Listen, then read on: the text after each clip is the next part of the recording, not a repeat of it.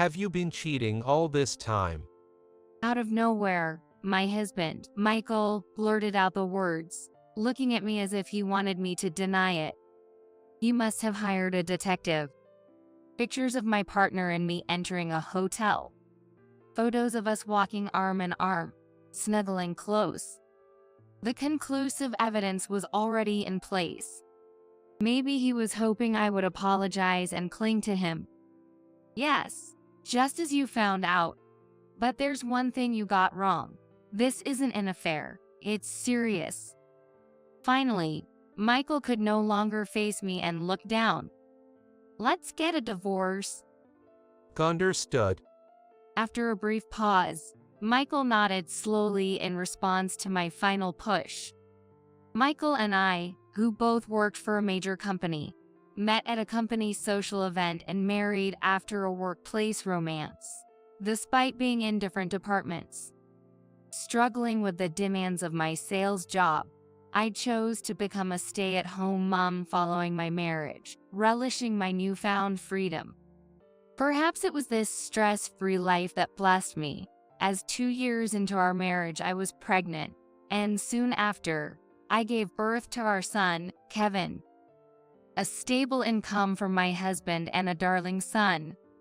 It seemed like the perfect marriage everyone would envy. However, having a child completely transformed my carefree life as a housewife. Just feeding him every 3 hours was tough, not to mention his frequent fussiness and inability to nap. With severe nighttime crying, many nights were sleepless. Despite hearing that it gets easier after a few months, I was then faced with daily trips to the doctor for checkups and vaccinations. My life was wholly consumed by childcare with no time for myself. Michael tried to help when he was home, but he couldn't take time off work, which I understood, but it didn't feel very supportive at the time. I might have been experiencing postpartum depression in hindsight. Staying home with Kevin felt suffocating, and I was reaching my breaking point. I no longer felt affection for Kevin. Around the time Kevin turned 1, I told Michael I wanted to go back to work. Surprised, as he knew I had chosen to be a stay-at-home mom, he respected my decision. Until I settled into my job, Michael decided to take paternity leave. With my previous experience, I returned to a sales position through a mid-career hire at a small company. Working felt easier than being home with Kevin. Seeing me happy to go to work, Michael suggested that we both work and raise Kevin together. Once his paternity leave was over, he planned to put Kevin in daycare, showing me several nursery websites. I gladly agreed to his proposal and threw myself into my work more than ever.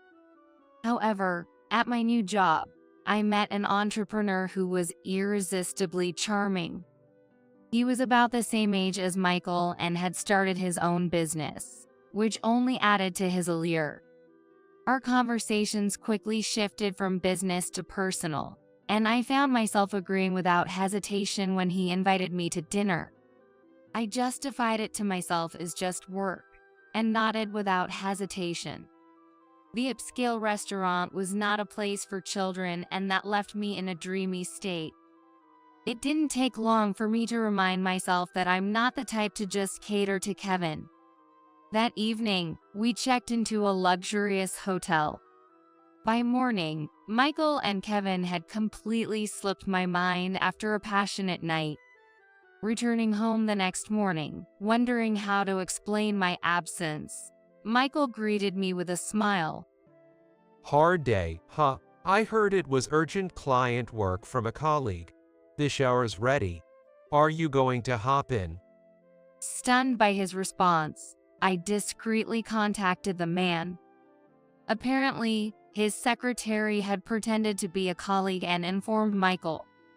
His thoughtfulness made me feel like a princess. And so, I fell deeper into the affair. He always seemed to care about my feelings and my family, making him indispensable to me. With him, my life could be happy. To the point where it's so believable. That's why I stopped caring about hiding the affair.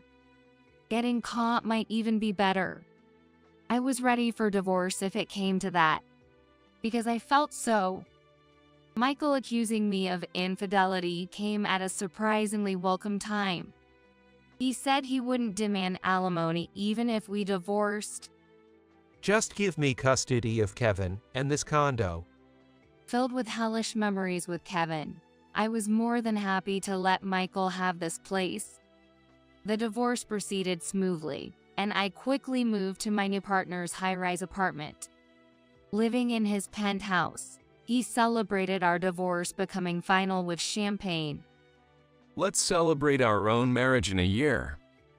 He proposed, with the sparkling city lights as our backdrop. I felt like I had captured everything the world could offer. Having remarried to the entrepreneur, I returned to being a housewife and enjoyed my happiness. However, his wish for a child was a concern. More than 6 months after our remarriage, there was still no sign of pregnancy. With Michael, I had gotten pregnant naturally at just about the right time. I had been tested before and was told I was quite fertile. Honestly, I suspected the problem might be with him. When I mentioned this, he exploded in anger. Are you saying the problem is with me? That I can't have children? His fury was so intense that further testing seemed out of the question. Seeing him lose his composure was shocking. I had never seen him unravel before, but any deviation from his plans seemed to make him unstable. Maybe I had made a mistake. This remarriage might have been a mistake. I didn't want to think so, but I was beginning to realize it somewhere deep inside. As the days without a child continued, his behavior worsened. Eventually, we slept in separate rooms, and there were days I wasn't even sure if Robert was home. One day, a single phone call rang. It turned everything upside down. Hello. Are you his wife? I'm not sure if I can still call you that. I'm pregnant with his child. He knows and has acknowledged it.